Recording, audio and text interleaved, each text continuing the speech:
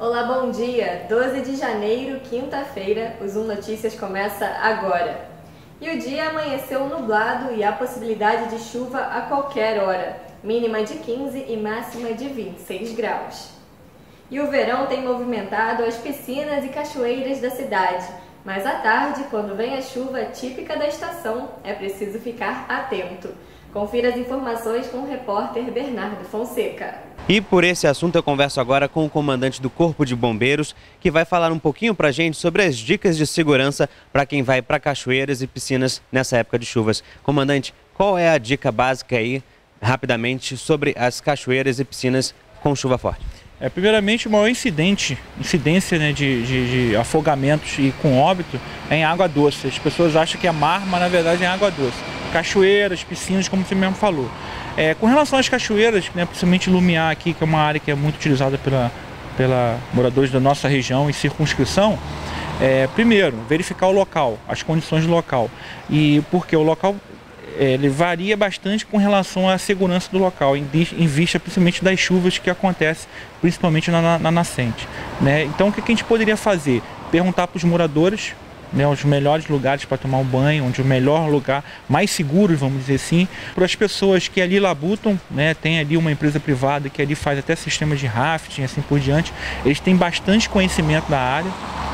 Sempre quando você fazer uso do banho, você está sempre acompanhado, nunca está sozinho, nunca ficar muito tempo imerso na água, evitar de você entrar de forma abrupta na água, porque existe a síndrome da imersão. Você está com um sol muito forte, está com a temperatura muito alta do corpo e a água é um pouco gelada, então quando você entra, é bom sempre molhar os pulsos para adentrar a água, né? Uma criança tem que estar sempre supervisionada por um adulto, você orientar a criança onde a criança pode estar, verificar a condição, principalmente do solo, que tem muita pedra, assim por diante, né? Orientar essa criança, a forma, né, de que ela pode conduzir naquele local, até onde é o limite dessa criança.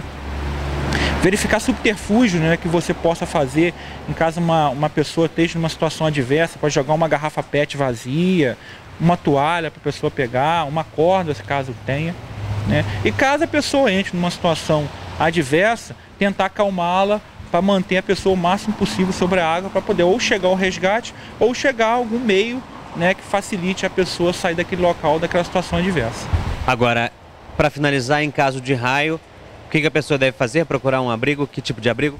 Começou a ter a descarga atmosférica, o Brasil é o campeão de descarga atmosférica. Procurar um abrigo, né, um local dentro de uma edificação de preferência, né? Na verdade, embaixo de árvore não é o adequado, né? Caso você procure uma estrutura metálica, se afastar das estruturas metálicas, porque ali serve como fio terra, né, para descarga atmosféricas.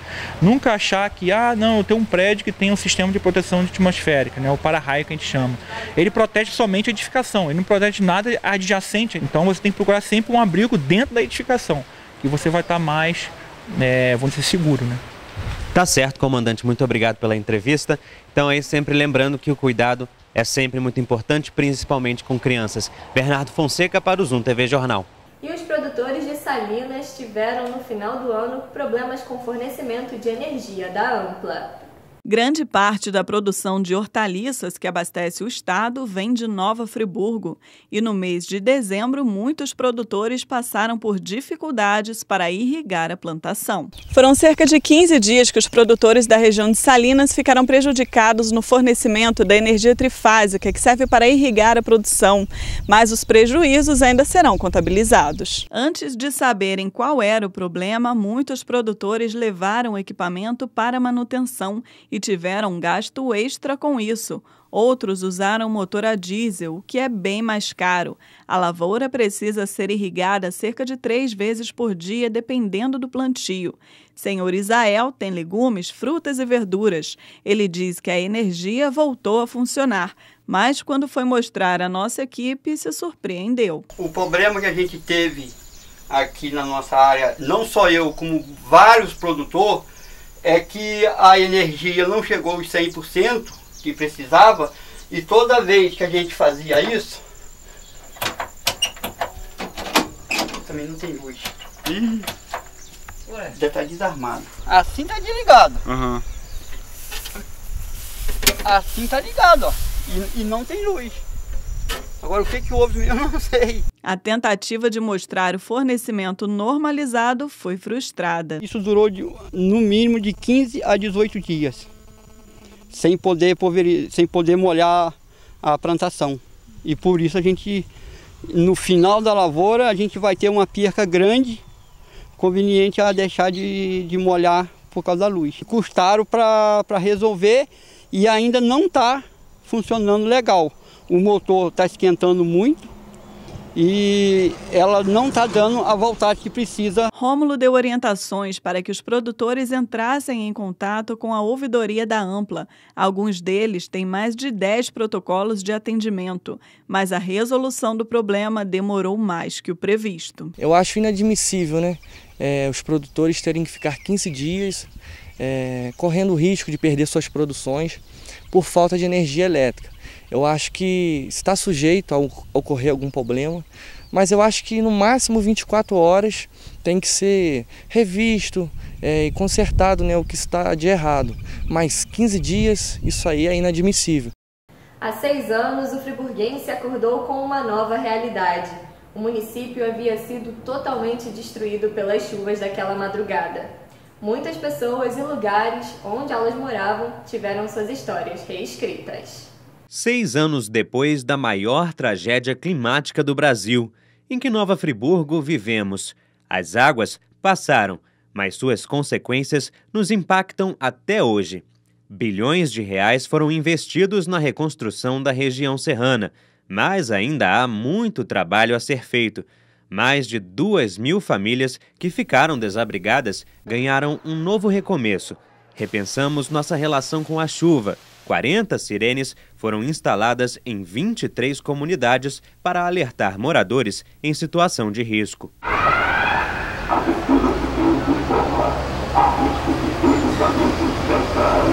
Os turistas voltaram e a economia se recuperou. Além da prevenção, uma das maiores transformações talvez tenha sido na solidariedade. Um exemplo é a Cruz Vermelha, que hoje atua em diversas frentes de resgates ao combate à dengue. Hoje nós temos uma filial da Cruz Vermelha Nacional aqui em Friburgo, que eu acho que é um grande ganho para Nova Friburgo, porque atrás da gente tem uma estrutura internacional da Cruz Vermelha. Caso aconteça alguma coisa, a gente tem uma estrutura imensa de ajuda humanitária rápido, com a pronta resposta rápida para Nova Friburgo. São 82 voluntários, treinados, capacitados. Gente como o Adriano, que na época da tragédia se tornou voluntário. Fiquei por um período de 6 meses ajudando a Defesa Civil e nisso eu conheci a Cruz Vermelha, né, na tragédia. E aí em março eu vim fazer parte da Cruz, né, fiz mais cursos, aí a gente está sempre fazendo curso e hoje eu lidero o grupo de amparo, né. A gente trabalha muito na prevenção também. Quando a gente for preciso usar os nossos recursos, a gente está pronto e a comunidade também pronta para agir. As marcas da madrugada de 11 para 12 de janeiro ainda permanecem aqui em Córrego Dantas, um dos locais mais atingidos. Na época, muita gente dizia que o bairro tinha acabado, mas o que a história mostrou foi bem diferente. A gente ouvia muito falar que Córrego Dantas tinha acabado, mas a gente que estava aqui dentro, a gente sabia que não.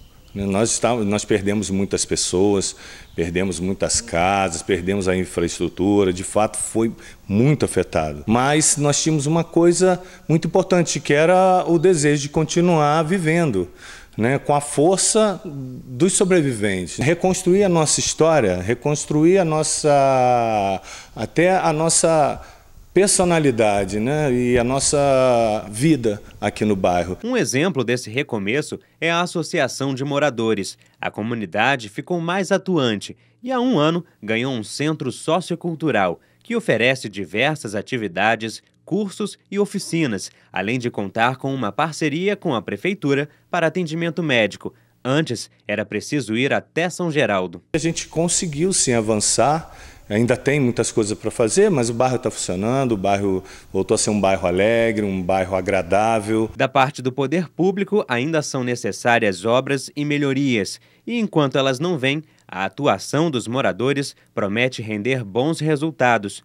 Agora, eles elaboram um plano de contingência na busca por um bairro mais preparado para enfrentar chuvas fortes. Nós criamos a Rede para a Gestão de Risco da Bacia do Córrego Dantas, a REGER, né? Então a RG hoje ela reúne mais de 25 instituições universitárias, comunitárias, do poder público, ONGs, né, que estamos junto à comunidade desenvolvendo um plano de contingência, exatamente para que a gente possa se sentir mais seguro, utilizando todos os mecanismos científicos, mecanismos do poder público e da comunidade, né, todo o conhecimento também da comunidade. Todos que vivenciaram aquela madrugada tiveram suas vidas transformadas. Percebemos que somos muito mais fortes do que imaginávamos e que juntos podemos fazer a diferença. O Zoom Notícias fica por aqui, lembrando que tem Zoom TV Jornal inédito às 6:45 da noite, trazendo para você as principais notícias do dia. Até mais!